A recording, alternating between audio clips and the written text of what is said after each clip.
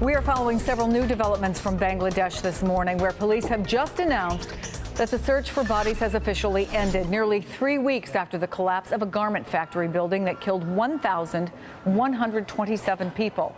In response to the tragedy, the government there today agreed to allow garment workers to unionize after saying yesterday they plan to raise the minimum wage for garment workers, who get some of the lowest pay in the world. Joining me now is Elizabeth Cline, contributor to The Nation and author of Overdressed, the shockingly high cost of cheap fashion. It's good to have you here, Elizabeth. Thanks for coming in. Thanks for having me on.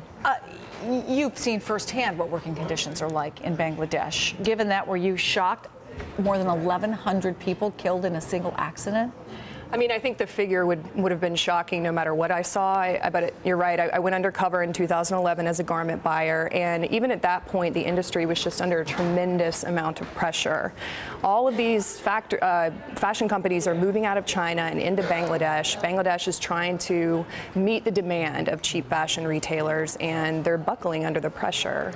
In response to the tragedy, we said they plan to raise the minimum wage, allow unions to organize, but governments in Bangladesh have said that before. Is there any indication this time will be different?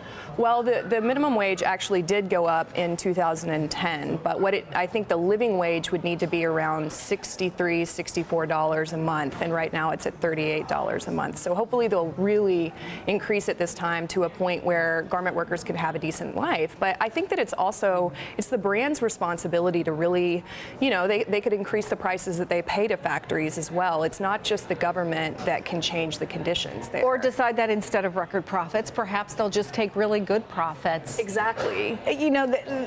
Part of the problem, I'm wondering, is it internal? Because unfortunately, a lot of the women, and they're largely women who work in these garment factories, come out of abject poverty. So for them, $40 a month compared to $0 a month, it completely changes the fact of whether they and their families starve to death.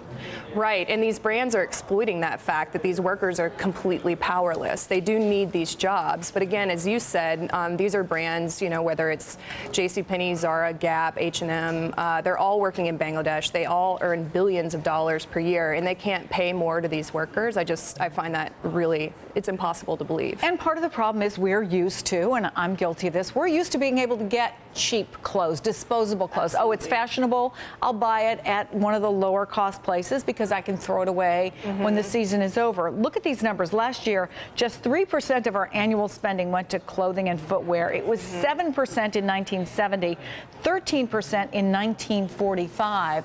So how do you change that trajectory? I think that's such a good point, because a lot of times people say, oh, I can't afford better, but really what has happened in America is we're hooked on buying large quantities of clothes for very cheap. We're quite literally addicted to low price.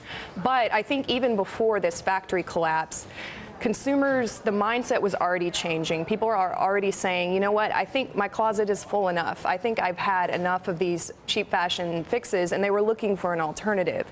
And now this is really a turning point, and I think that the brands are going to have to offer an ethical option, or consumers are going to start looking elsewhere. And when you say ethical option, I mean, because the concern obviously is if they change the practices in Bangladesh, then it will happen what happened to China. Then the companies move to other countries where they can find that cheap labor. Where else are they going to go? The fashion industry has jumped from country to country for the past 20 years. I really think they're at the end of the road here. They need to stay in Bangladesh. They need to make it a model country for working conditions, and then they need to translate that message to consumers and say, this was made not only in a safe factory where you're not going to work and worrying that you're going to die, but it's actually a good place to work. I think that consumers are ready for that. They can get it with food. You can buy a fairly made, ethically made item of food. We want that with clothing now. Elizabeth Cline, thank you so much for coming in. Thank you.